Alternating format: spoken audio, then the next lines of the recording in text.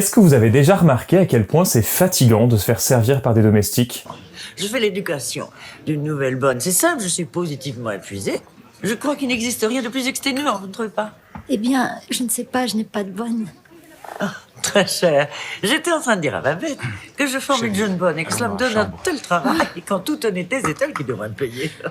Bien sûr, vous avez pas de bonne, alors vous vous en rendez pas compte, mais moi je vous le dis, c'est positivement épuisant. C'est simple, je suis positivement épuisée. Alors oui, dit comme ça peut paraître absurde, voire franchement agaçant. Si, je suis sûr qu'il y en a dans le fond qui sont agacés là. Sauf que ce type de discours, on l'entend en fait assez souvent dès qu'on écoute les plus fortunés. C'est ce que rapporte la sociologue Alizée Delpierre, qui a mené une enquête ethnographique auprès de grandes fortunes entre 2016 et 2017 dans le cadre de sa thèse de doctorat. Elle a fait de l'observation participante comme nanny, du coup, chargée de s'occuper des enfants, et elle a aussi mené de nombreux entretiens sociologiques, à la fois avec des domestiques, mais aussi avec des grandes fortunes, pour comprendre les formes que prend la domesticité contemporaine. Elle en a d'ailleurs tiré un livre, Servir les riches, paru en 2022. Tout l'intérêt de son travail, c'est de montrer que la domesticité, c'est pas juste un vieux truc du 19e siècle, ça existe toujours, mais sous des formes qui sont aujourd'hui plus discrètes parce que ça concerne surtout des multimillionnaires, donc un monde très particulier et qu'on a rarement l'opportunité d'aller observer directement. C'est donc ce que fait Alizée Delpierre dans un article intitulé « Des femmes si privilégiées, la fatigue d'être servies par des domestiques » publié en 2021 dans la revue Travail, Genre et Société. Parce que même si les plaintes de ces ultra-riches peuvent nous paraître ridicules, voire carrément indécentes,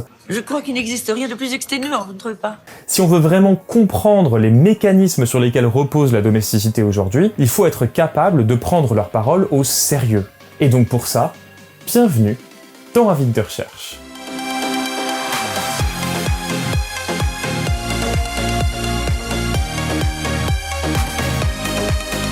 L'article s'ouvre sur le cas de Marine, une femme suisse de 49 ans, mariée à un haut fonctionnaire, et qui se met à pleurer pendant l'entretien sociologique en racontant à quel point elle est épuisée de tout gérer toute seule dans la maison. Dans n'importe quel autre contexte, ce serait parfaitement compréhensible, mais dans le cadre du terrain d'Alizée Delpierre, ça peut faire lever un sourcil, parce qu'elle dispose quand même de 2 employés de maison polyvalentes qui font la cuisine, le ménage et la garde d'enfants, d'une tutrice qui vient 3 fois par semaine pour l'aide aux devoirs, d'un jardinier qui va s'occuper du coup du jardin et de la piscine, et d'un coach en fitness pour les cours de pilates tous les 2 jours. Du coup là, ce qu'on doit se demander, c'est qu'est-ce qu'elle est en train de nous dire quand elle nous dit qu'elle doit tout gérer toute seule? Alizée Delpierre raconte que ce fameux ras-le-bol face aux tâches domestiques, il revient en fait assez souvent au cours de ses entretiens, et elle a mis pas mal de temps avant de l'interpréter correctement. Au début, en fait, elle avait interprété ces plaintes de la part de ses enquêtés comme une façon d'atténuer leurs privilèges et de masquer devant la sociologue une certaine culpabilité à l'idée de se faire servir. Et en fait, ce serait assez compréhensible, Plus on sent que sa position est privilégiée, plus on peut être tenté de mettre en avant ce qu'elle a de pénible, comme une façon d'atténuer un petit peu le privilège et du coup de rendre l'interaction sociale un petit peu moins inconfortable. Mais en voyant son enquêté en train de littéralement pleurer en entretien, Alizée Delpierre a bien dû se rendre à l'évidence qu'elle n'était pas face à un discours de façade, et qu'en fait, les riches sont vraiment premier degré quand ils estiment que leur position est difficile, alors même qu'ils sont ultra privilégiés.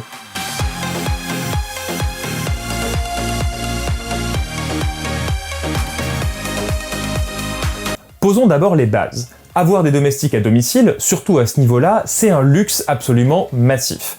La sociologue prend l'exemple d'un couple installé à Pékin pour lequel elle a elle-même travaillé comme nanny, et elle raconte qu'en tout, ils étaient 9 à être employés à temps plein. Il y avait donc une nanny pour les enfants, une cuisinière, une employée pour le linge, 2 femmes de ménage en Chine, 2 en France, un chauffeur et un valet personnel. Autant dire que pendant tout le temps où elle a travaillé chez eux, elle ne les a jamais vus donner le bain aux enfants, conduire ou ne serait-ce que toucher un ustensile de cuisine. Mais pour le coup, ça, les enquêtés en ont parfaitement conscience. On le voit bien dans les entretiens avec des formules du type « oui, on a de la chance » ou « oui, c'est vrai qu'on a une vie très luxueuse ». Et en même temps, ils présentent aussi ça comme quelque chose qui est parfaitement normal. D'abord parce que dans leur univers social, avoir du personnel, ça fait déjà partie du standing. En fait, on n'a pas le choix, on est bien obligé de faire comme tout le monde. D'ailleurs, là-dessus, il y en a qui forcent un peu le trait du genre « oh, on n'en voulait pas forcément, mais vous savez, on est obligé d'avoir des domestiques si on veut pouvoir participer aux conversations avec les voisins. » Mais ensuite, l'autre point important, c'est parce que cette organisation, c'est précisément ce qui rend possible leur mode de vie. Certains d'entre eux ont des emplois du temps très prenants, ils commencent très tôt le matin et finissent très tard le soir, et sans cette prise en charge permanente de la maison, ce serait absolument impossible pour eux d'avoir ce train de vie. Les domestiques sont la condition même de la reproduction des classes dominantes. C'est-à-dire que sans leur personnel de maison, les très riches ne pourraient pas continuer à travailler autant, à aller autant faire des soirées avec leurs collègues ou leurs amis, ne pourraient pas autant s'adonner aux loisirs, à la sociabilité qu'ils ont s'ils devaient nettoyer leurs 700 mètres carrés tous les week-ends ou s'occuper de leurs 3 enfants. En fait, ils sont obligés de déléguer le travail domestique pour se reproduire en tant que classe sociale dominante. Cela dit, même si tout le travail domestique est pris en charge, il reste toujours une gestion du foyer. Et Delpierre montre que cette organisation, elle repose sur une division du travail très classique dans le couple, avec les hommes qui s'occupent surtout de l'aspect monétaire, notamment verser les salaires des domestiques. Elle prend l'exemple de Julie, mariée à un riche trader, et qui lui dit ceci. Bon, il est vrai que Michael gère bien tout l'aspect, disons, financier. Là, on peut dire qu'il y a un vrai partage du travail entre nous deux. De ce point de vue, enfin, c'est notre personnel, dans le sens où lui, il leur verse tout leur salaire, et il sait mieux que moi comment faire. Les sous, c'est son truc, hein. Il est pas trader pour rien. Enfin voilà, c'est vrai que pour moi, c'est un soulagement. Ça ne m'intéresse pas, les chiffres. Vous ne décidez donc pas du tout du montant des salaires, des primes ? Si, on en parle, ça nous arrive. On en parle pour se mettre d'accord. Mais moi, j'ai tendance à ne pas trop compter, à être généreuse. Lui, il est raisonnable, pragmatique. Heureusement d'ailleurs que ce n'est pas moi qui fixe les salaires, on serait ruinés. Non, mais blague à part, ça me pèserait vraiment de faire ces démarches. Michael prend vraiment sa part de boulot sur ce point. Ce passage il est intéressant parce que Julie valorise la compétence financière de son mari, mais en se dévalorisant elle-même, en se présentant comme dépensière ou pas assez rationnelle. Ça lui permet de présenter son mari comme indispensable, alors qu'en fait il ne prend en charge que l'aspect financier. Parce que si ce sont effectivement les hommes qui paient les salaires, le travail d'organisation de la maison, lui, il reste quand même largement dévolu aux femmes. Parce qu'il faut savoir que chez les très riches, celles qui dirigent les domestiques, c'est les femmes. C'est jamais leurs époux. C'est les femmes qui sont chargées de recruter les domestiques, de les licencier, de les disputer, de leur donner des ordres, de résoudre les conflits qu'il peut y avoir entre les domestiques, de faire ce que certaines sociologues féministes ont appelé le travail émotionnel.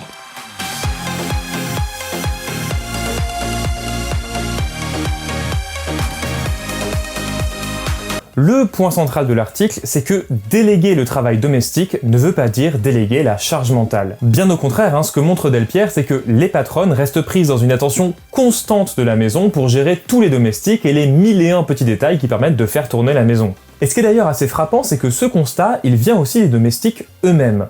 Elle cite notamment l'exemple de Célia qui lui dit ceci. Quand je vois madame, je suis peiné, vraiment peiné pour elle, car comme ça, on dirait qu'elle a la belle vie. Alors oui, elle a une belle vie, mais c'est du tracas, de comme ça s'occuper de nous. On fait tout pour qu'elle ait rien à faire, mais elle s'angoisse beaucoup. Elle regarde souvent ce qu'on fait quand elle rentre du travail. Et quand elle travaille pas, elle nous demande toujours si on va bien, si on a besoin de choses. Parfois, je me dis que les rôles sont inversés. Je trouve ce passage édifiant pour montrer à quel point le regard des dominants, il déteint aussi sur les dominés jusqu'à leur faire reprendre en partie leur manière de voir. Cela dit, l'idée est très claire, le recours à la domesticité ne supprime pas complètement le travail domestique, mais il le transforme en travail de supervision. Et la sociologue montre que même dans les couples de nouveaux riches, donc qui prennent des domestiques pour la première fois, au début, ils se renseignent tous les deux sur les démarches et sur la manière de trouver du personnel, et puis en fait très vite, c'est la femme qui passe des heures à recevoir les candidats et à prendre le contrôle du dispositif. Et d'ailleurs, c'était très drôle parce que moi, j'ai rencontré beaucoup de patrons, parce que j'ai pris contact aussi auprès d'hommes, patrons et pas que de femmes. Et en fait, à chaque fois que je prenais contact, les patrons étaient ravis de me recevoir en entretien, mais très souvent ils me disaient « Oh, je sais pas ce que font mes domestiques, moi, faut demander à ma femme ». Un des patrons qu'elle a eu en entretien, Gustave, nous donne un exemple de cette charge mentale lorsqu'il raconte les atermoiements de sa femme qui soupçonne sa domestique de ne pas lui avoir rendu la monnaie des courses. Alors le soir dans le lit, elle était là à tourner en rond, à me dire qu'elle a peur qu'elle la vole alors qu'elle a toute confiance en elle, mais en même temps, elle allait quand même pas la virer pour ça depuis le temps qu'elle est là, mais que bon, si ça dégénérait, il soupire et lève les yeux au ciel. Je vous jure. Et vous lui avez répondu quoi ? Oh j'écoutais que d'une oreille, j'étais plongé dans mon roman, et ces histoires de bonnes femmes... Non, je lui ai dit, vire-la, écoute, si ça te met dans des états pareils, de toute façon elle est pas déclarée, du jour au lendemain elle n'a qu'à prendre ses valises et clic et clac, Mais quel charmant personnage ! Cela dit, je crois qu'on n'a pas de meilleur passage pour illustrer à la fois la charge mentale des patronnes, et de l'autre la distance froide et masculine que s'efforcent de garder les maris. Quand un chauffeur veut un congé ou de l'augmentation, il vient me trouver, je l'écoute et je le vire. Cette charge, elle est d'autant plus forte qu'elle engage directement leur réputation. Dans ces milieux-là, savoir tenir son personnel, ça fait partie de ce qui permet de tenir son rang. Alizée Delpierre le dit très bien, un vol, un employé qui répond mal ou un uniforme qui fait mauvais effet lors d'un dîner mondain, tout ça retombe au final sur l'employeuse parce que, à travers l'efficacité de son personnel, ce qui se joue, c'est sa propre compétence de maîtresse de maison. Alors tout ça fait partie intégrante de la socialisation que reçoivent les femmes dans l'aristocratie. C'est ce que souligne bien le fameux Gustave qu'on a entendu tout à l'heure. Ma femme gère vraiment ça très bien. Elle me rappelle en ce sens ma propre mère, qui savait vraiment y faire avec le personnel. C'est important de savoir gérer son personnel, comme je vous le disais.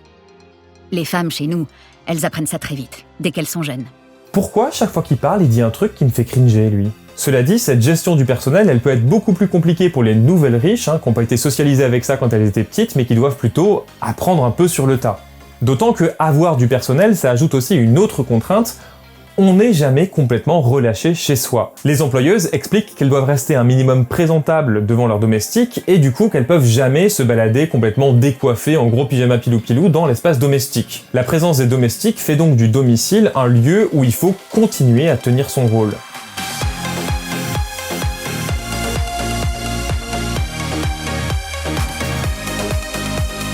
Pour finir, Alizée Delpierre insiste sur une dimension particulière du travail que font ses employeuses, c'est ce qu'elle appelle du travail émotionnel. Ce travail émotionnel, ça rejoint un peu aussi ce qu'on appelle le travail du care en sociologie.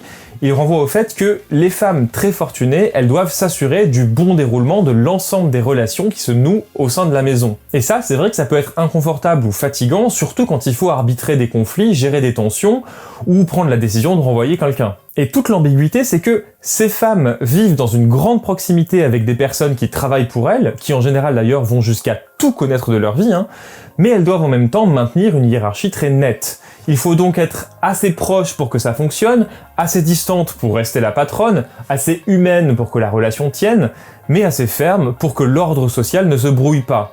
Et en fait, c'est toute cette micro-gestion interpersonnelle qui rend le travail si fatigant.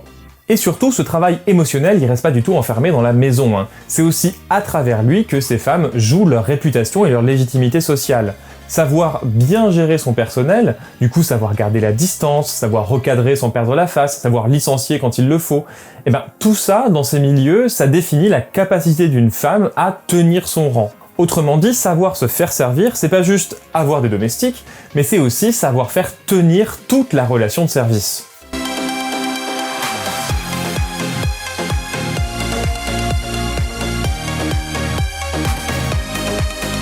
Pour conclure, il faut quand même prendre la mesure du propos, le but de l'article, c'est pas du tout de vous faire pleurer sur le sort de pauvres femmes ultra riches qui auraient quand même beaucoup de soucis.